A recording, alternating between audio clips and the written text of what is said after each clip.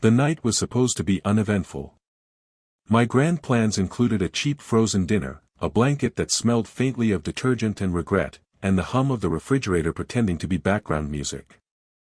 I was half asleep on the couch, staring at the flickering light of an old lamp that made my apartment look more like a spaceship corridor than a place fit for humans. If you squinted, you could imagine alien diplomats walking down the hallway, though in reality the only thing likely to walk in was my neighbor's cat, who had mastered the art of burglary through slightly open windows. That was when I heard it. A knock. Not on the door, on the window. Which, by the way, was 12 stories up. I froze, the way you do when your brain insists you misheard something but your spine insists you didn't. Another knock followed, clear and polite, like whoever was out there had been taught that patience was a virtue. Slowly, I turned my head. And there she was. Balanced on the narrow ledge outside my window like it was a sidewalk. A girl. At least, she looked like one. Human at first glance, but my half-asleep brain immediately noticed the differences. Her ears were long and pointed, tapering gracefully like antennae sculpted by an artist who couldn't decide whether to go with L for futuristic Wi-Fi router. Her hair shimmered faintly, not like dye, not like a trick of the light, more like moonlight had decided to live in it permanently. She smiled nervously, then tilted her head, her ears twitching as though picking up a frequency only she could hear. "May I sleep beside you tonight, human?" she asked, her voice clear despite the glass separating us. My first thought, I had officially fallen asleep on the couch and entered the dream phase where my brain auditioned ideas for bad science fiction. My second thought, if this wasn't a dream, I should probably call someone. NASA? The police? The guy who delivers my pizza and seems to know everything about the neighborhood? Instead, I opened the window. Because apparently, when an alien girl politely asks to invade your personal space, your survival instincts take a coffee break. She slipped inside gracefully, as though the laws of balance didn't apply to her. I, meanwhile, tripped over my own blanket, which must have looked like a primitive Earth welcome dance. She glanced around my apartment with wide eyes, the kind of look you'd expect from someone walking into a museum exhibit labeled, "The Mess of Humanity." Her gaze lingered on the dishes stacked precariously in the sink, the laundry mountain pretending to be a chair, and the half-eaten bag of chips sitting on top of my bookshelf. "You live in this," she said softly, not in disgust, more in fascination. "Yes," I said, trying not to sound defensive. "This is a perfectly normal habitat for a single human male. Controlled chaos. Very advanced." Her ears twitched, and I realized she was laughing. Though it was less a sound and more a ripple, a vibration in the air that felt like music brushing against the edges of my nerves. "You're strange," she said, and somehow made it sound like a compliment. "You knocked on a 12th floor window to ask if you could sleep beside me," I countered. Strange is a two-way street. She considered this, then nodded solemnly. "You are correct." And then, as though she hadn't just rewritten the rulebook of my evening, she wandered over to my bed and sat down on the edge. I stood frozen, torn between terror and the absurdity of the situation. My brain whispered, "This is it. First contact. The history books will remember you." My other brain voice whispered, "Also, she's sitting on the side of the bed you usually keep clean for show. Don't ruin this." She lay back against the pillow and sighed, her hair spreading out like liquid silver. "It's been a long journey," she said, eyes half closed. "Do humans always keep their rooms so cluttered?" "It's called decorating," I said. "Each pile of laundry tells a story." She tilted her head, ears flicking. "What story does that pile tell?" She pointed at the heap of clothes near the dresser. "That," I said with as much dignity as possible, "is the tragic tale of Laundry Day, postponed for 3 weeks because of, planetary emergencies." Her laugh rippled again, and this time it spread through the whole room like warmth. I should have been panicking, calling someone, doing literally anything else, but instead I found myself smiling. The tension drained a little, replaced by the surreal comedy of sharing small talk with someone who, if I was being honest, looked like she'd stepped out of an interstellar fantasy novel. "You didn't answer my question," I said finally. "Why me? Why here?" Her eyes flicked to mine, bright and strangely old for someone who appeared so young. "Because you looked lonely." That shut me up. Of all the answers she could have given, spying, interstellar war, the fate of galaxies, she chose loneliness. My instinct was to make a joke, to deflect, to laugh it away. But for the first time that night, I didn't. Instead, I said, "Well, you're in luck.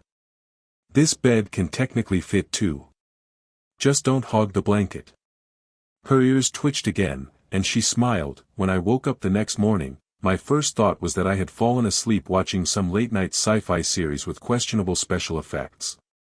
The bed felt warmer than usual, and something tickled my arm. My half-awake brain assumed it was the cat. Then I opened my eyes. It was not the cat. She was lying there, perfectly still, as though sleep for her species was some kind of meditation. Her long ears twitched faintly, like they were receiving transmissions from the nearest moon. Her hair shimmered faintly in the pale morning light sneaking through the curtains. And there I was, frozen, the human host of the galaxy's strangest sleepover. She stirred, opened her eyes, and blinked at me. "You snore," she said matter-of-factly. "Excuse me," I replied, my voice cracking like an adolescent's. "That is a defensive sonar system. Helps me detect intruders." She considered this, completely serious. "That is, clever." "Thank you," I muttered, wondering if I should be insulted or proud. She sat up, stretching in one fluid motion. I sat up too, less gracefully, almost elbowing her in the process. Her gaze wandered around the room again. The empty soda cans, the stack of comic books, the blinking router with more lights than an alien cockpit. She touched the router with delicate curiosity. "This is a communication device." "Yes," I said, scratching the back of my neck. "It connects me to the internet. The great library of human knowledge, memes, and cat videos." Her ears perked up. Memes. Tiny packets of humor. Dangerous if consumed in large quantities. Side effects may include wasting entire evenings and losing faith in humanity. She blinked, then laughed in that rippling way that seemed to rearrange the molecules in the air. "Show me one." And just like that, I found myself at 7 in the morning explaining why a picture of a confused dog with captions about pizza was funny. She didn't quite get it, but she laughed anyway, maybe at me rather than the meme. As she explored the apartment, I realized two things. One, aliens apparently have no sense of personal boundaries, because she picked up literally everything: my toothbrush, my spare socks, the half-finished model spaceship I'd been building for months. Two, she seemed genuinely fascinated, as though each object told her something profound about humans. "This is your vessel," she said, holding up the model. "Model vessel," I corrected. "The real ones are bigger. Much bigger. And less likely to snap in half if you sneeze near them." She tilted her head, ears twitching again. "But why build a small one?" I hesitated. "Because, it makes me feel like maybe I could fly one someday." She looked at me with an expression I couldn't read. Then she set the model down carefully, almost reverently, like it was an artifact. We ended up in the kitchen, which was embarrassing because my fridge looked like a barren wasteland patrolled only by condiments. She peered inside. "You consume mostly liquids in bottles and containers of questionable origin." "That," I said, "is a human survival strategy called bachelor cuisine. Highly advanced." She raised a brow. "Your species must have remarkable resilience." We eventually settled for toast, which she examined suspiciously before taking a bite. Her expression went from confusion to delight in under a second. "This is extraordinary," she exclaimed. "It is simple, yet comforting."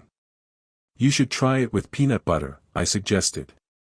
She took one bite, and her ears shot straight up. This is dangerous.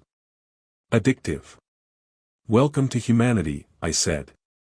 After breakfast, we sat on the couch. She curled up cross-legged, watching the world outside the window. You asked last night, why you?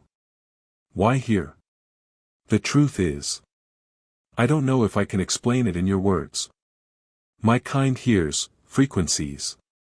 Emotional waves. Yours reached me. Lonely. Searching. Like a beacon. I wanted to say something smart, something profound. Instead, I blurted, so basically, I'm an emotional Wi-Fi hotspot. Her ears twitched, and she smiled. Yes. Precisely. There was a pause, the kind where you're not sure if the air is heavier or if you're just imagining it. Then she turned to me. Do humans always keep one side of the bed empty? I nearly choked. That's for symmetry. She leaned closer, her eyes bright with amusement. Of course. Symmetry. Before I could come up with another excuse, there was a faint hum outside. Not a car. Not a plane. A low, thrumming sound that made the window glass tremble. She stiffened immediately, ears sharp and alert. What is that? I asked. Her voice dropped. Not good. And just like that, my cozy morning turned into the prelude of something much larger, something that smelled like trouble, alien-sized trouble. The hum outside didn't stop. It grew louder, like someone had parked a beehive the size of a truck right outside my building. The window trembled again, and I had the distinct feeling that my landlord would charge me extra rent if it cracked. She pressed herself against the glass, ears twitching so sharply I half expected her to pick up FM radio. It's a scout drone, she whispered. A scout drone? I repeated, trying to sound calm and failing miserably. As in, scouting, what? The neighborhood coffee shops. Because I'll tell you now, the one across the street makes a terrible cappuccino. Her expression didn't waver. It's looking for me. My stomach dropped. Oh great. Galactic bounty hunters. Just what I needed on a Tuesday. The humming intensified. The drone silhouette slid past the window, a sleek oval shape with glowing panels pulsing faintly, scanning. I ducked behind the couch because that seemed like the logical human response, while she just stood there, arms folded, ears quivering as if analyzing the sound waves. You're not even hiding, I hissed from the safety of my coward's fortress. They won't see me if I don't want them to, she said. That is not how hiding works. But somehow, she was right. The drone lingered, scanning with a beam of pale light, but it drifted away moments later as if the apartment were invisible. She exhaled slowly. Cloaking? I asked, poking my head up cautiously. Something like that. My people, we bend perception. If you don't believe we're here, you won't notice us. That sounds incredibly useful, I muttered. Imagine skipping rent inspections like that. She tilted her head, confused. Rent inspections? Never mind, I said quickly. Advanced Earth problem. She sat back on the couch, but there was a tightness in her movements now, as if the ease she'd carried before was unraveling. They will come again, she said. They always come again. Fantastic, I said. So I've gone from lonely bachelor to harboring interstellar fugitives. My mother would be so proud. Her ears twitched in amusement despite the tension. Would she? Not at all, I admitted. She'd probably tell me to make sure you're eating vegetables. That earned another ripple of her strange laughter. It softened the air again, took the edge off the fact that I was apparently being watched by alien drones. Tell me about your people, I said after a pause. I mean, besides the part where they send floating vacuum cleaners to track you down. She leaned back, eyes fixed on the ceiling as though replaying memories projected there. We come from a world of forests made of light. Our ears, They catch the resonance of the trees, the hum of the rivers, the pulse of each other's thoughts. We are connected. Too connected. There is no loneliness among us, but there is no privacy either. I wanted to know what it was like to be separate. To hear only my own thoughts. I blinked. So you ran away to experience the joy of hearing yourself snore. Her smile curved gently. Something like that. And your people don't approve of intergalactic gap years. Not when they involve humans, she said. You are considered unpredictable. Dangerous. I sat up straighter. Unpredictable, sure. Dangerous? Only if you count our cooking. Her ears twitched again. What is cooking? I groaned. Oh, you poor soul. You've tasted toast but not pizza. We're fixing that tonight. For a while, we let the conversation drift toward safer ground. I showed her my phone, and she marveled at it as though it were some ancient artifact. She tried voice search, which ended with my phone attempting to order 12 liters of motor oil because it couldn't process her accent. She found this hilarious, and I found myself laughing with her despite the ominous hum still echoing faintly outside.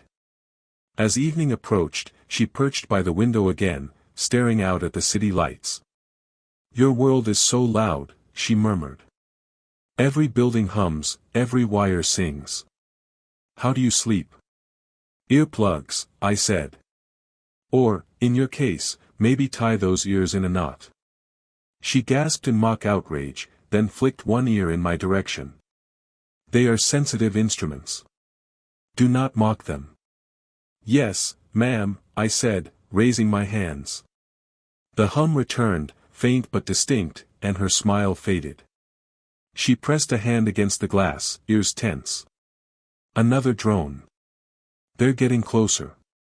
My heart skipped. So, what's the plan? Do we hide under the bed? Pretend we're a quirky couple and hope they're too polite to intrude? She considered that with unsettling seriousness. Pretending might work. Wait, that was a joke. Too late. She pulled me toward the bed, sat down, and tugged me beside her. The drone's glow passed the window again, scanning. She leaned closer, her hair brushing my shoulder, whispering, "Stay still. If you believe this is ordinary, they will believe it too." I froze, every muscle in my body stiff, my mind screaming that nothing about this was ordinary. But the drone hovered a moment, then slid away into the night. She let out a breath, her tension melting just a little. See? Ordinary. Right, I said, voice squeaking. Just your average Tuesday night cuddle session with a fugitive alien girl. Totally normal. Her laughter returned, soft and strange, and despite myself, I laughed too. The danger hadn't gone away, but for now, humor was enough to hold the fear at bay. By the next morning, my apartment looked like an alien embassy run by 2 underpaid interns. She had rearranged half my stuff overnight, apparently because energy flows more smoothly if socks aren't piled on top of a toaster. I woke up to find my cereal boxes stacked in the shape of a spiral galaxy on the counter and my toothbrush floating 2 inches above the sink. She claimed it was resting. You reorganized my life while I was asleep, I grumbled, staring at the toothbrush like it was possessed. I optimized it, she corrected. Your objects hum less chaotically now. Objects don't hum. Yours do, she said, ears twitching with conviction. I decided not to argue with someone who could apparently suspend oral hygiene equipment in midair. We sat down for breakfast, which consisted of her staring at eggs like they were alien artifacts of doom. I fried them, presented them on a plate, and she poked one with the fork. It appears alive, she said gravely. It's very much not alive, I assured her. Unless you want it to be, in which case I will happily rename it Steve. That earned me her ripple laugh again, the one that vibrated in my ribs and made me feel like maybe interspecies comedy clubs could be a thing someday. She eventually tasted the egg and declared it strange but powerful. I told her that was exactly how I described myself on dating apps, which got me an amused flick of her ear. But the lightness didn't last. Around mid-morning, the hum returned, faint but insistent. She froze mid-bite, her fork hovering in the air. "They're scanning again," she said. "Great. My neighbors are going to think I'm running some kind of illegal karaoke bar with all this buzzing outside." She ignored my attempt at humor, her ears twitching rapidly. "They know I'm here. They're circling tighter." I wanted to panic, but instead, I found myself saying, "Okay, plan A, we dig a tunnel out of the apartment and emerge in the laundromat across the street. Downside, I've never dug a tunnel before. Plan B, we disguise you as a very enthusiastic cosplayer and attend Comic-Con." Her serious expression cracked just a little. Comic Con. Convention. Thousands of humans gather to celebrate stories of aliens, heroes, and weird stuff. You'd fit right in. No one would question the years. She actually smiled at that, but then her face sobered again. "If they find me, they will take me back. And you will not be safe. Look, if I survived college cafeteria food, I can survive alien bounty hunters." She didn't laugh this time. She reached out, her fingers brushing mine, and for a moment all the jokes caught in my throat. Her touch was light but grounding, like a reminder that the danger wasn't hypothetical anymore. She told me more about her people then, how their society was built on resonance, on constant connection. They didn't speak as we did, not really. They felt each other's emotions, carried each other's thoughts like background noise. Loneliness was impossible, but so was true privacy. When she'd first discovered Earth broadcasts, songs, stories, laughter that didn't echo into a hive mind, she had felt something she'd never felt before, curiosity about being alone. "So you broke every rule, stole a ship, and landed in my window," I said. Her ears dipped in what I guessed was their version of a shrug. "Yes. Couldn't you have started smaller? Like, I don't know, a tourist visa?" She tilted her head. "What is a tourist visa?" "Never mind," I sighed. The hum outside grew sharper, closer. She tensed. "They're not just scanning anymore. They're mapping. Preparing to breach." I swallowed hard. "Okay. Plan C, I grab a frying pan, you use your cloaking trick, and we hope they're allergic to non-stick cookware." Her laugh returned, fragile but real. "You would face them with kitchen tools. Hey, humanity has a proud history of fighting with whatever's handy.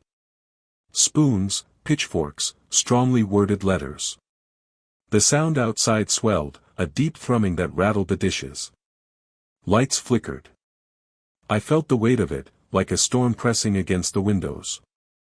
She stood, ears sharp and glowing faintly now, as though the tension lit her from the inside. "They're coming," she whispered. I stood too, clutching the nearest object for courage. It was, unfortunately, the peanut butter jar. Not exactly heroic, but it would have to do. She looked at me, and for a moment there was no alien, no human, just two people standing on the edge of something they didn't fully understand. "If they take me," she said softly, "don't follow." "Too late," I said. "I've already bought the peanut butter." Her ears twitched. A smile ghosted across her lips even as the hum outside reached a crescendo. Then came the sharp hiss of something locking onto the building. A new sound, mechanical, precise, terrifying. And just like that, my apartment was no longer just mine. It was ground zero in a galactic game of hide-and-seek. The breach began with a hiss, then the window flared with light. Not glass breaking, glass simply ceasing to exist. The drones slipped through in perfect silence, sleek shapes with glowing panels that pulsed like heartbeat monitors. They hovered with unnerving precision, their beams sweeping across the room. She stepped forward, her ears sharp, glowing faintly. "Stay behind me," she whispered. "Not a chance," I whispered back, clutching the peanut butter jar like it was Excalibur. The lead drone projected a figure into the room, tall, humanoid, shimmering. Its voice vibrated through the air more than through sound. "Return, child. This experiment ends tonight." She stood straighter, her voice steady. "I will not return. I've chosen. Chosen, this?" The figure turned its faceless gaze on me, and suddenly I was very aware that I hadn't brushed my hair that morning. "Yes," she said firmly. "This human." I choked. "Wait, what? Me? Couldn't you say you chose, I don't know, pizza or books? Something less likely to get me vaporized?" The figure ignored me. Attachment to a human is weakness. Their lives are brief. Their minds, fractured. She shook her head. Their lives are brief, which makes each moment precious. Their minds are fractured, which makes each thought unique. That is not weakness, it is freedom. The air tightened, as though the drones didn't know whether to zap us or applaud. I stepped forward, because apparently my survival instincts had gone on strike. "For the record," I said, raising the peanut butter jar like a ceremonial offering, "we humans are actually quite strong. We invented space travel, sarcasm, and crunchy spreads. Don't underestimate us." One of the drones emitted a confused beep, which I chose to interpret as agreement. The figure pulsed, its form flickering. "You would abandon your people for this?" "I am not abandoning," she said. "I am choosing. There is a difference." Silence. The drones hovered, their lights shifting in strange patterns, like a debate was unfolding in frequencies I couldn't hear. Finally, the figure dimmed. "Very well. Remain, if you will. But know this, the bond you seek is fragile. It will end, as all human lives end." She held her ground. "Then I will cherish it while it lasts." The drones retracted, slipping back through the glowing hole in the wall, which sealed itself as if nothing had happened. The hum faded, leaving only the buzz of my refrigerator and the pounding of my heart. I slumped onto the couch. Well. That was terrifying. Do they always make dramatic speeches, or was that just for us? She sat beside me, her ears relaxing at last. "They speak as they live," in chorus. "Drama is inevitable." "Good to know," I muttered. "So, what now? Do we just keep hiding every time your people send glowing Roombas after you?" She shook her head. "No. They won't return. They've decided to let me stay. To see what becomes of us." "Us," I repeated, staring at the peanut butter jar still clutched in my hand. "I never thought I'd be part of an intergalactic us." Her ripple laugh filled the room again. "You already were. You just didn't know it." The days that followed were different. Not quieter, she still reorganized my socks according to resonance fields, and I still had to explain why eating 3 jars of peanut butter in a week was not sustainable, but lighter. She asked questions endlessly, about everything from sitcoms to thunderstorms, and I found myself answering with a patience I hadn't known I had. "And me? I changed too." Before she knocked on my window, loneliness had been the wallpaper of my life, invisible until you stared too long. But now there was someone who laughed at my bad jokes, who saw my clutter as a story, who made my tiny apartment feel less like a box and more like a place worth living in. One night, weeks later, as we sat watching a movie she didn't understand but laughed at anyway, she turned to me. "Do you regret letting me in?" I thought about the drones, the fear, the chaos. Then I thought about her smile, her laugh, the way she made peanut butter sound like a sacred discovery. "Not for a second," I said. Her ears twitched softly, and she leaned against me, her hair glowing faintly in the dark. And for the first time in years, I didn't feel lonely at all. The galaxy could hum outside all it wanted. Inside, there was quiet. Inside, there was us.